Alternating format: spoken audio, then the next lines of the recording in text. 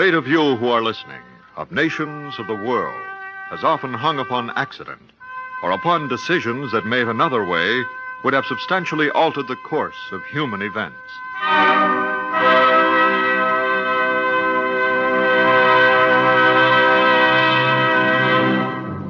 Suppose by a stroke of fate the Spanish Armada had overcome England in 1588. Suppose fate decreed that Dwight D. Eisenhower had decided to retain his command of the ATO and not run for president. Yes, much depends upon a stroke of fate. And tonight we rewrite history as we present a dramatic conception of what might have happened if, by a stroke of fate, Alexander the Great had lived beyond the age of 32 and continued his conquest of the world. On June 13, 322 B.C., in the ancient city of Babylon in what is now modern Iran, Alexander the Great, aged 32, died of a fever. Alexander began his royal career as king of the Greek state of Macedonia and finished by founding an empire that included most of the known East and some of the West as well, perhaps 2 million square miles of conquered territory. The stroke of fate that changes history tonight is Alexander's recovery from the illness at Babylon that actually proved fatal. The play from then on is historical speculation based on what we know to be Alexander's real intentions. Our story tonight is related by the lady with whom Alexander frequently corresponded during his years of conquest, his mother, Queen Olympias of Macedonia.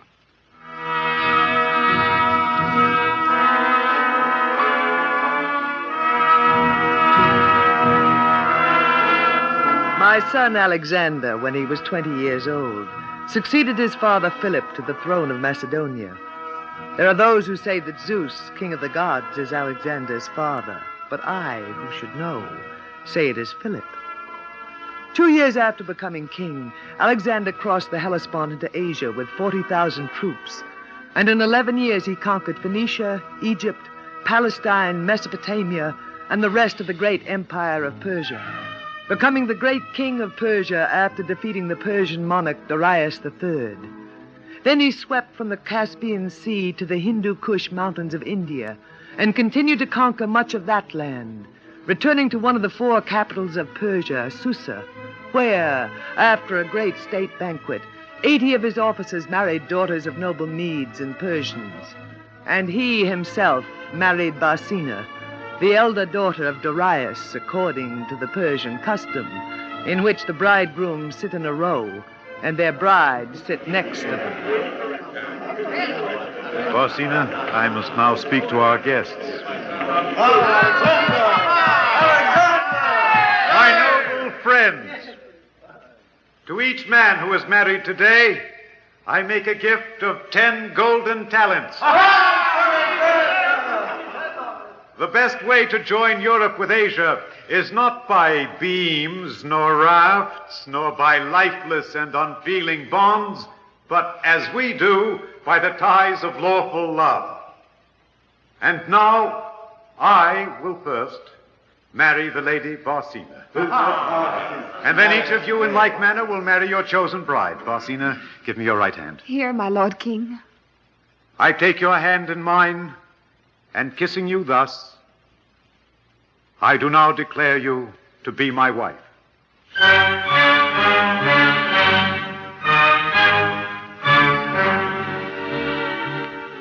My son Alexander wrote me of this marriage, his second, for Macedonians may have more than one wife at a time, a ridiculous custom, as it implies the superiority of men. One night I had a fearful dream concerning Alexander, and in my dream a voice cried that I alone could save his life. I then took a vessel from Thessalonica, where I was, to the city of Tyre, and traveled by forced stages to Babylon in Persia. Alexander was there, resting in the dwelling of his friend Medius. And as I was about to enter Alexander's chamber, I saw coming through its curtained doorway my son's physician, Philip. My lady Olympias, we have but just heard that you were on your way here. Was your journey pleasant? Fair enough, Philip. How ill is the king? How know you he is ill, my lady? Tell me. He has a fever which has been aggravated by a drinking bout. He says he will rise tonight and resume his revels. I have warned him. But you know Alexander. I will see to it that he rests. If he does not, his illness may have fatal consequences. Farewell, my Lady Olympias. My son, my noble son. Beloved mother. Is it in truth 11 years since I last saw you? Most noble of mothers. How gracious are the gods that they allow me to embrace you while you are yet alive. While I'm yet alive. Honored lady, what do you mean by this? Did I say while you are yet alive? You did? It was but a slip of the tongue, my son. Ah, the tongue that slips betrays the thought it would hide. What do you mean, my mother? You are ill of a fever, Alexander. And you think this fever will kill me? I've been wounded many times on my head and neck at the Battle of Granicus, in the thigh at Issus, in the shoulder at Gaza. My leg was broken in Turkestan. 3 times was I wounded in Afghanistan. And in India, an arrow penetrated my lungs. If these wounds have not killed me, do you think a trifling fever can? It's nothing. I will rise this evening to feast and drink with my friends. If you do not rest, my son, you will die. Ooh, you talk like my physician, Philip. And yet I have more knowledge of medicine than he, since my teacher Aristotle, as you well know, did also instruct me in the healing art. This evening, I go to feast. Alexander, why do you think I endured 3 weeks of hard travel to come to you here? I had a dream, my son, in which I saw your throne, the throne of Alexander, but on it sat another. Who? I knew him not. It was a warning from the gods that your life was in danger. And a voice cried in my ear, "Go to your son. Only you can save him." Oh, but no. With so many of my plans for the world yet unfulfilled, my father Zeus would not let me yet die of a little fever. Alexander, let the Greeks call you the son of Zeus or of Hercules. Let the Egyptians name you the son of their great god Amun-Ra. But I am your mother. Let there be no such talk between us. Hero as you are yet mortal. This I swear. Your tongue is as rough as ever, but as truthful. Alexander, heed a mother's plea and rest from this fever. A mother's plea. It is worth more than 1,000 others. I will do as you wish.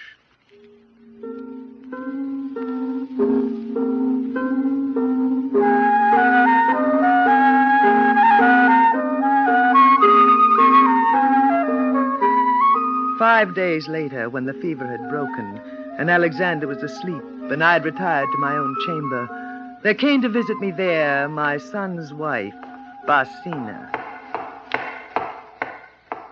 Hail, Lady Olympias. So you are Barsine. Lady Olympias, I am most grateful to you for saving the life of my husband. I saved the life of my son.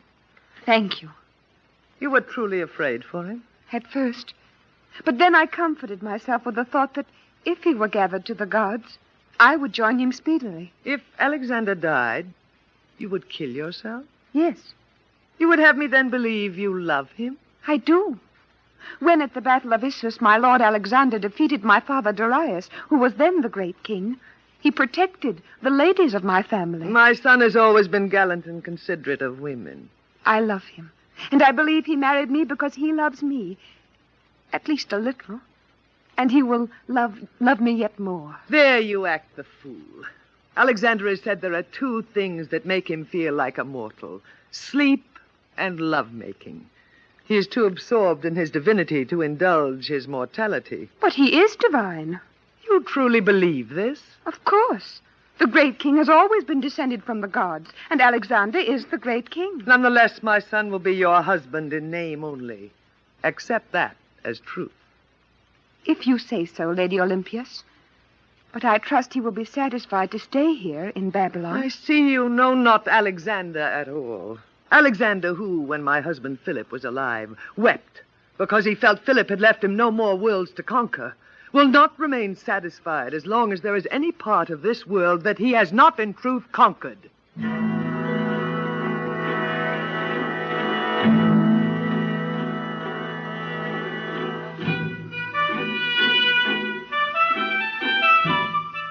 Three days later, with Alexander recovered from his fever, he took up his dwelling in the palace, and with Nearchus, his admiral, and Cassandra, one of his generals, was planning his next military campaign.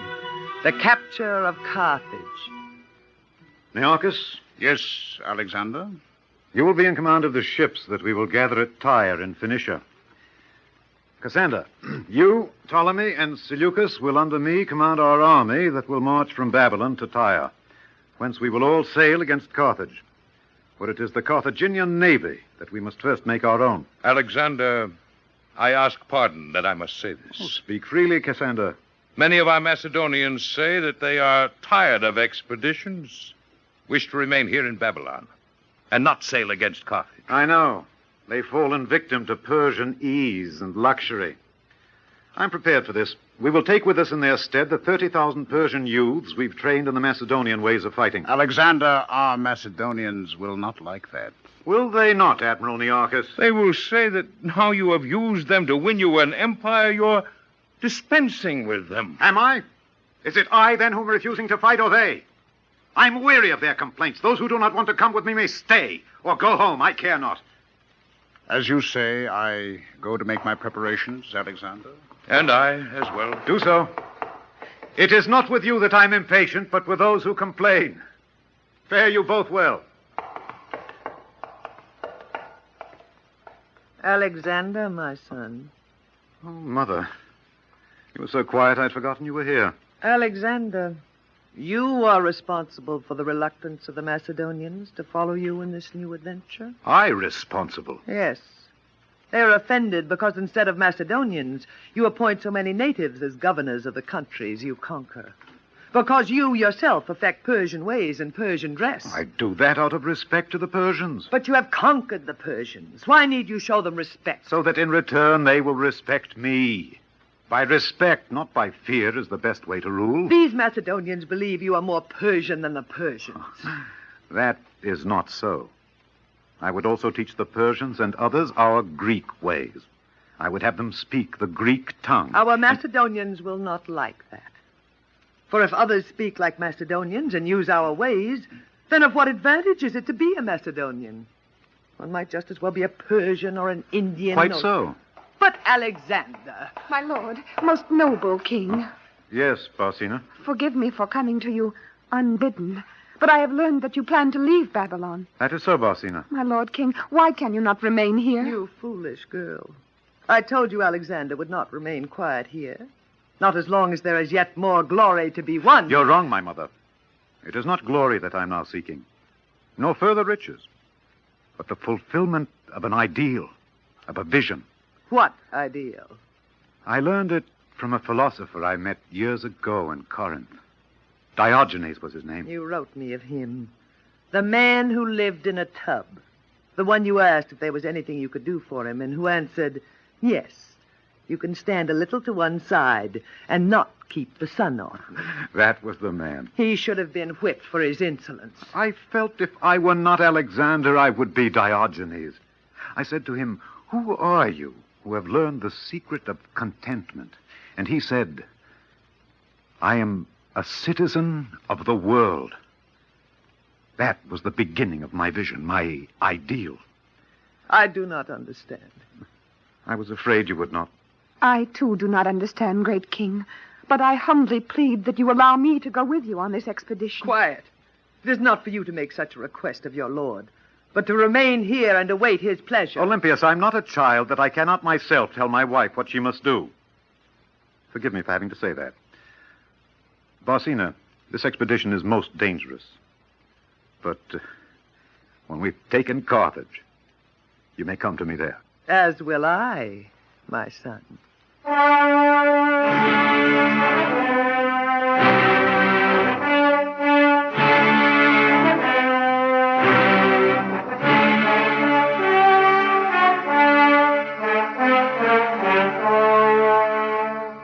Alexander's fleet, which he gathered at Tyre, defeated the Carthaginian navy, and he took the great city of Carthage. 6 months later, he revealed his plans for his great conquest of the European continent at a meeting of his commanders. Ptolemy, you and your fleet will land at Hadas, and you will conquer Spain. Seleucus, you will land at Massilia in Gaul and sweep through that country. You, Coinus, at Neapolis in Italy, and will march northward to take Rome. I myself have a curiosity concerning the island with whose inhabitants the Carthaginians trade for tin.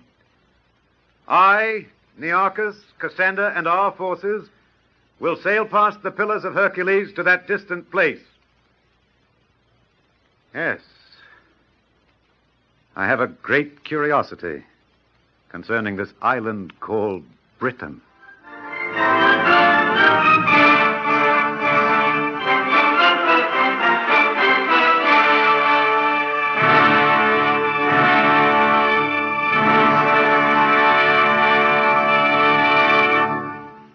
You are listening to What Might Have Happened. If, by a stroke of fate, Alexander the Great had lived beyond the age of 32 and continued his conquest of the world. Our story, as narrated by Olympias, mother of Alexander, has for the most part been speculation based on historical possibility. Historical possibility continues to guide our imagination.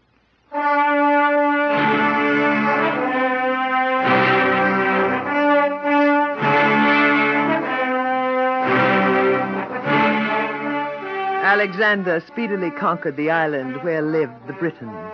For, of course, these savages were no match for his skilled soldiers. He well explored the island, its forests, streams, and meadows, he and the scientists he had brought with him. Then he discovered a place called Londinium, at the estuary of a river at the southeast part of this island of Britain, and camped there for some time. Alexander, may I ask how much longer we'll remain here in this Londinium? This place of fog and dampness?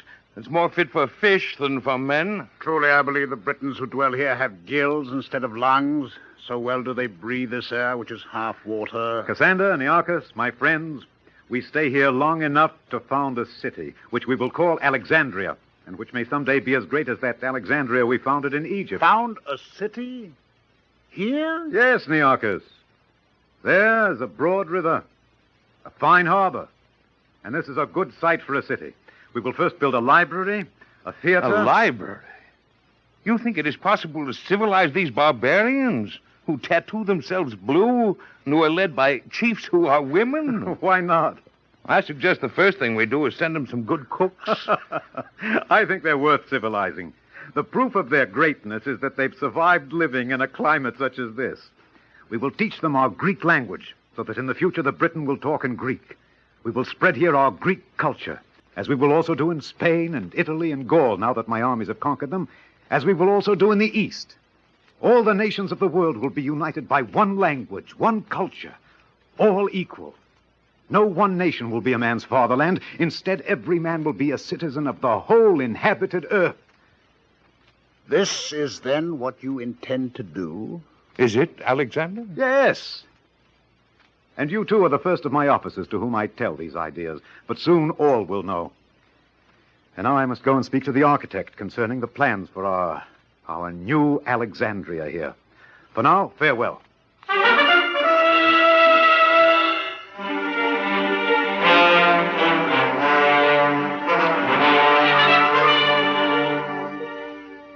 Will you have some wine, Cassander? Yes. I need it now. So that is what he has been planning. He's forgotten he is a Macedonian. All nations are to be equal. By the gods, let all other nations be equal to each other, if Alexander so wishes. As long as Macedonia is supreme. For this, we have left our native land. Follow Alexander these many years. We are betrayed. I fear you're right. We cannot prevent the accomplishment of his plan as long as Alexander lives. No, Nearchus. Once Alexander has been gathered to his fathers, the empire will belong to the strongest. And we can rule as Macedonians. And there will be no citizens of the world. Let us talk to the others who will feel as we do. And yes, there is one to whom we must particularly talk.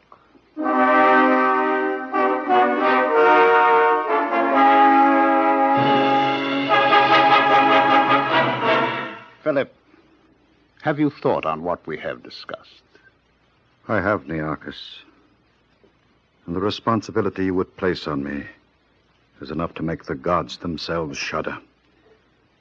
I've been Alexander's physician many years, and I have loved him. And so have I, Philip. And so have all of us.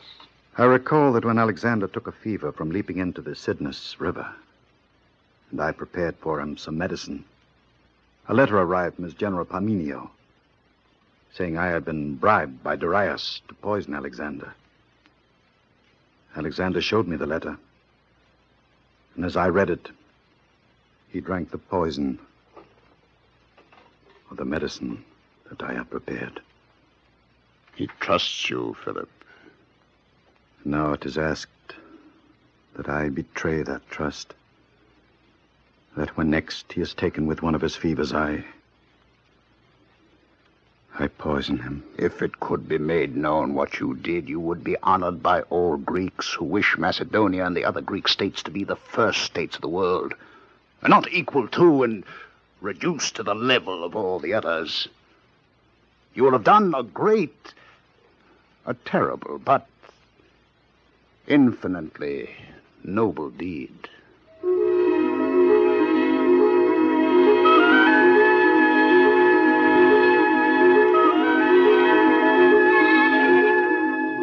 At this time, Barsine and I came to this island of the Britons. She had not been satisfied to stay in Carthage or return to Persia, but had grown pale, mooning over the absence of Alexander. Despite my warnings, this stubborn woman insisted that where Alexander was, there must she be also. So she came to this island and to Londinium, and, of course, I came with her. My Lord King. Barsine, you should not have come here to this island. I told her that, my son. Nor should you have come here, Olympias. This is too barbarous a land for ladies. Methinks that it is an excellent land for ladies, since I hear so many of the British chiefs are women. Great King, unless I am by your side. I'm sorry, Barsine, but there is too much work for me to do here to play the loving husband. You'd best return to Babylon. My lord. Oh, Philip, what have you in that cup? Your medicine, Alexander. You are ill, my Lord Oh, King. it's nothing, a slight fever that will soon pass. I've had many such fevers before. I'm glad I'm here to nurse you through it. I tell you, it is nothing. But to guard against the infection becoming worse, I do urge you to drink this medicine, this purge of hellebore. Well, put it down on this table, Philip. I will drink it later.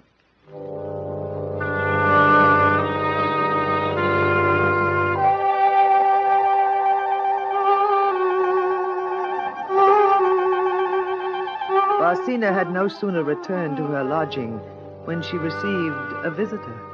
Noble and mighty Queen Barsine, Who are you who have requested such urgent audience of me? I am a wretched servant of Nearchus, the admiral to Alexander.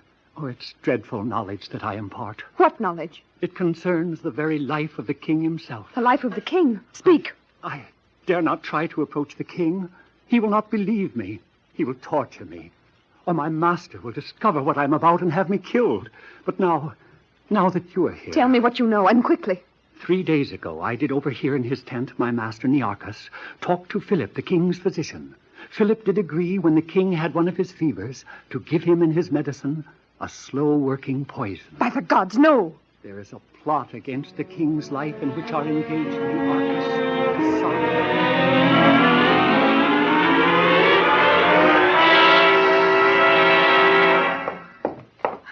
My Lord King, Oh, Barsine, what do you here? have you yet drunk of the medicine Philip left for you? I have not. Why do you ask? Have you drunk of any medicine since you have had this fever? Why, what has frightened you, Barsine? Have you? No, I have not. Oh, thanks be to the gods. What is the meaning of this? Alexander, your face has a deeper flush. As your physician, I urge you to drink your medicine to relieve your fever. Oh, very well, Philip. My husband, do not drink. Why not?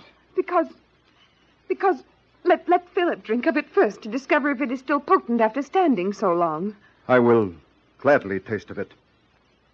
Please give me the cup, Alexander. That's not necessary. I'm sure it's still potent. I'll drink it. Do not drink. You do not need medicine. Are you now become a physician, Barsine? No, but let Philip mix you another potion now afresh. That is not necessary. Well... There is poison in that cup. What? This is a libel upon me, Alexander. Of course. Barsine, leave me. To call this loyal friend a poisoner. I will not leave, my Lord King, unless you spill out that potion and resolve to drink nothing else that Philip prepares for you. Leave or I'll...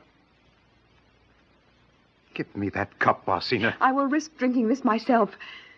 If it is poison, I gladly give my life to save yours.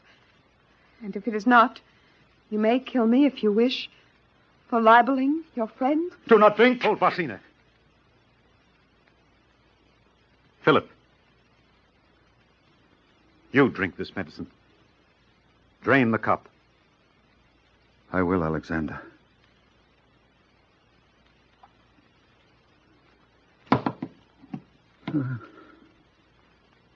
Your wife has saved you, Alexander. To have killed her would have been useless. You would still live. Who plotted this with you? I know their names. And forgive me, but among them are your dearest friends. What? Then, of what use to have conquered the world?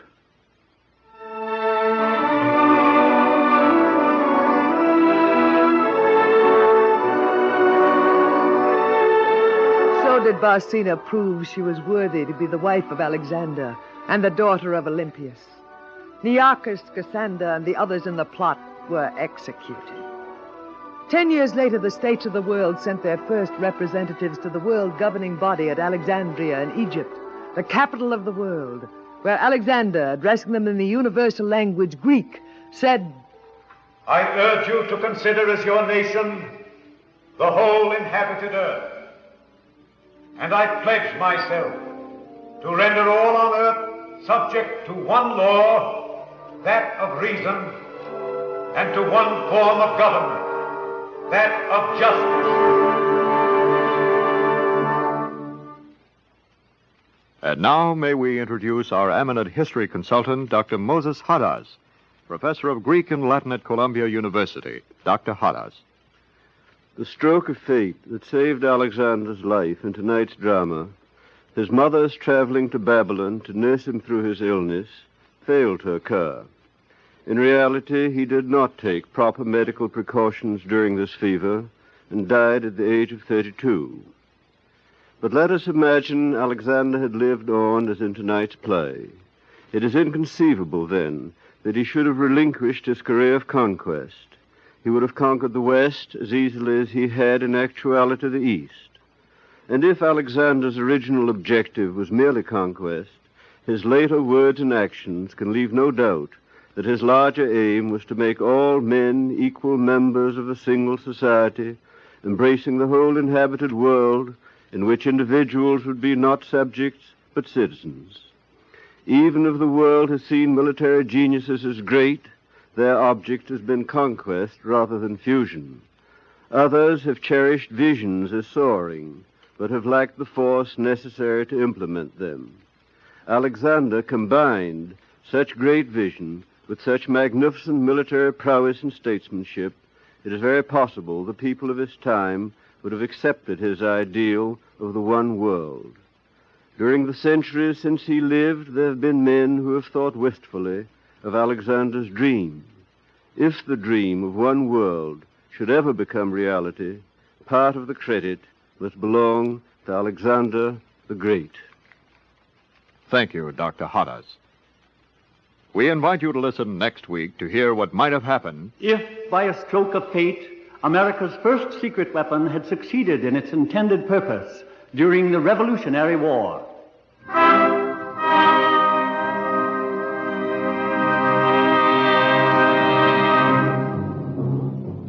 Featured in tonight's Stroke of Fate presentation were Alexander Scourby as Alexander, and Seymour as Olympias, and Patricia Weil as Barsine. Others in the cast were Santos Ortega, Ralph Bell, Kermit Murdock, and Gordon Peters. Your announcer is Lionel Ricou. Stroke of Fate is produced by Mort and Lester Lewis, conceived and written by Mort Lewis, and was directed by Fred Weihe. Stroke of Fate was prepared in consultation with the Society of American Historians.